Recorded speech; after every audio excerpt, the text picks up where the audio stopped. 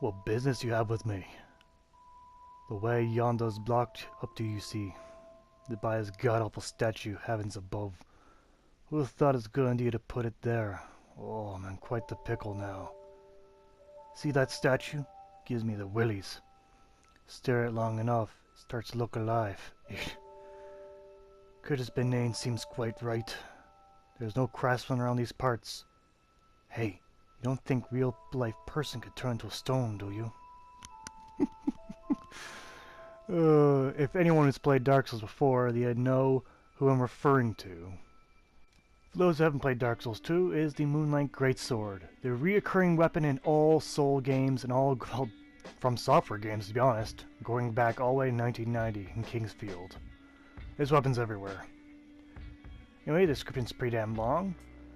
The description reads, a legendary dragon weapon associated with Skeef the Pale Drake. I was almost say Skeef the Scaleless, but that's wrong. That's not lore-friendly now. Strong attacks use its limit to unleash a Moonlight Wave. We'll be definitely testing that later. I'll hopefully pronounce the next name right. Oceiros, the Consumed King, I'm pretty sure I butchered that name, was infatuated with the search for the moonlight, but in the end, he never revealed itself to him. And the skill is the Moonlight Vortex. Draw a sword back and thrust to unleash a tutorial moonlight. Man, some little complicated names there, but yes, this weapon has been in plenty of games though. It's been in lots. It's been in every Souls game except for minus Bloodborne. For some reason. I think it would make it a cameo at least. But no.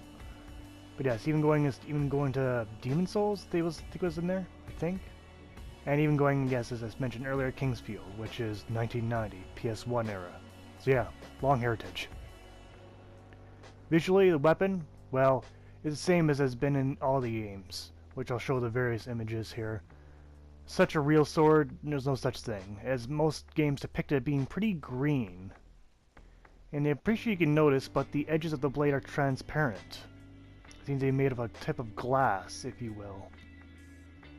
But yes, glass has been known to use actually as weapons, but never on this size. Glass is actually a pretty hard material, which makes for good cutting edges.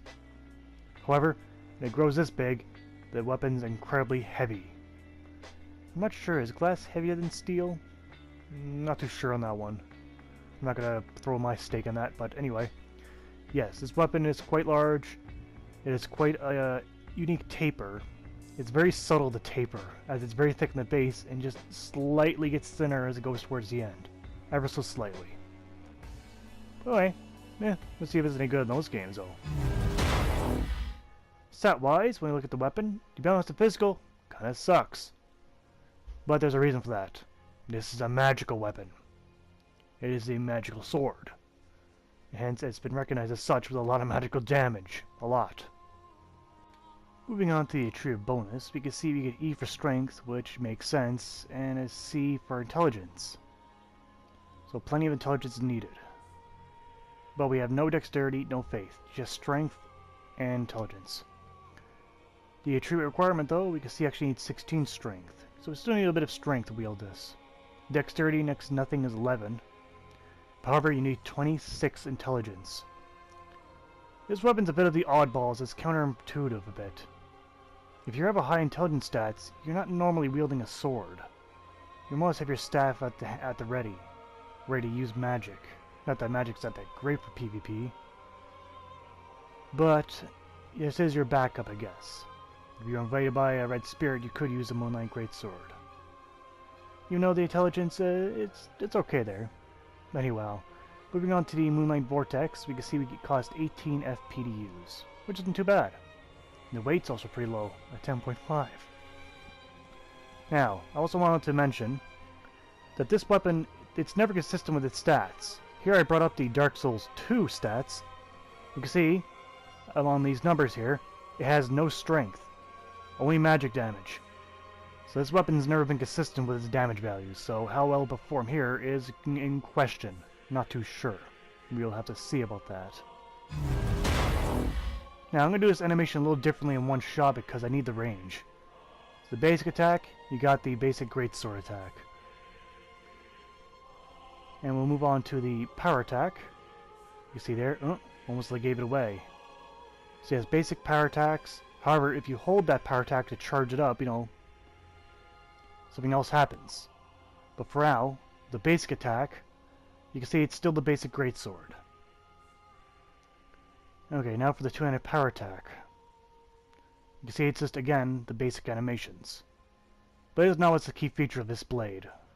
Now, as I mentioned seconds ago, the power attack hold, I launch a beam. Very quickly, too. It's a very quick charge. Now, I'll show you something incredible.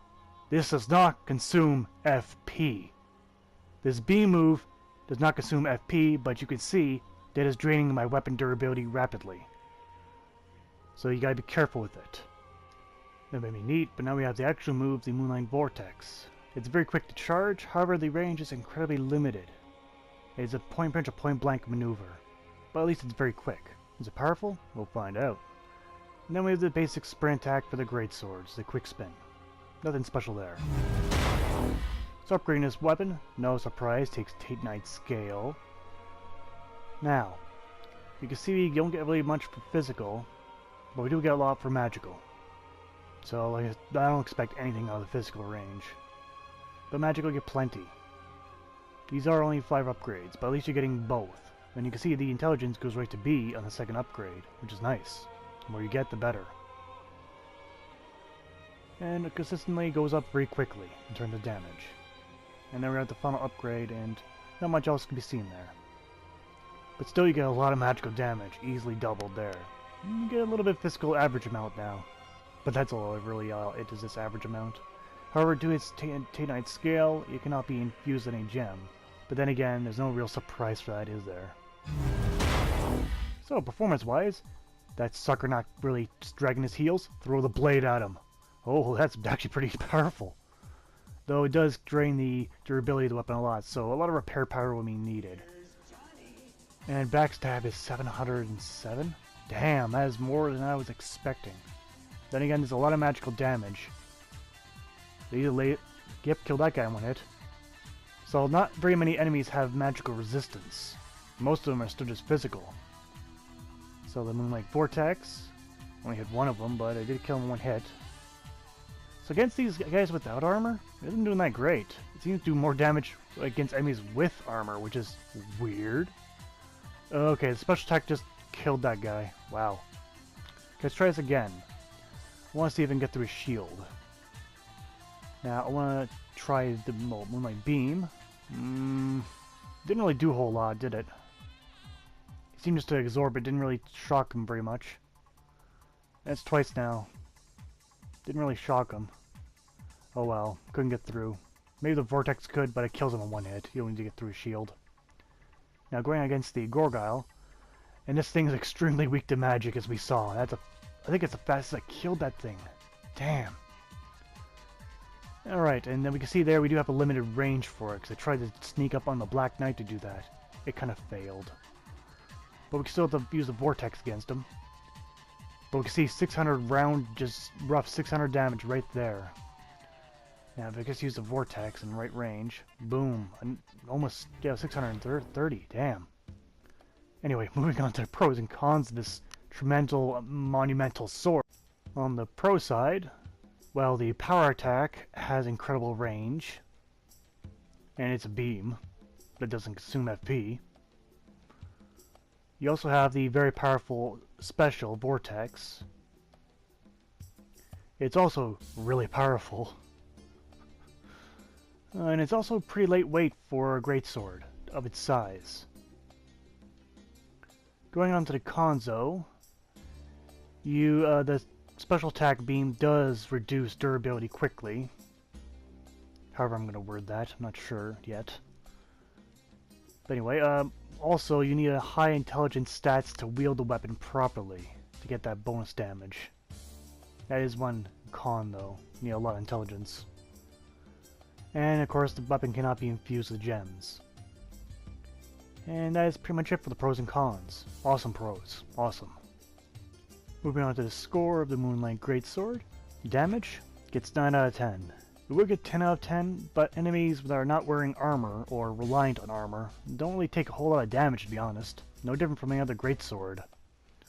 But still, that wrecks anything else wearing armor. Reach gets 10 out of 10. No surprise there. With a beam, you always get 10 out of 10. Animation, 5 out of 10. Even though it has plenty of those unique animations there, it still borrows heavily from the Greatsword animations for all the basic stuff. So you take the good with the bad with that one. Bonus gets 8 out of 10. A lot of magical bonus damage. A lot. If it was just a bit better in the physical department, it would be 10 out of 10. But still, plenty there to work with. Misk gets 7 out of 10. It goes through armor, has beams. Need I say more? So in total, the Moonlight Greatsword gets 39 out of 50, which is excellent. It's an excellent weapon, providing you can wield it anyway. Maybe you can, maybe you can't. Oh, look at you, old friend. I see your troubles weigh upon you yet. Just remember, I'm always ready to help. My homeland is in Far East, a kingdom of honorable fighting men. This sword yet awaits a true man to wield it. I know how swords think, you see. We have outwitted death a good many times. Oh, my dear friend, take this. Gotta love all that good guy. Love Dark Souls too. People may hate it, but I liked it. And this weapon clearly lives up to the name of the Moonlight Greatsword. Easily. But I think that wraps up this video here. So pretty good conclusion, I think. That's been today's showcase. I thank everyone here for watching, and I'll see you guys next time. Take care out there.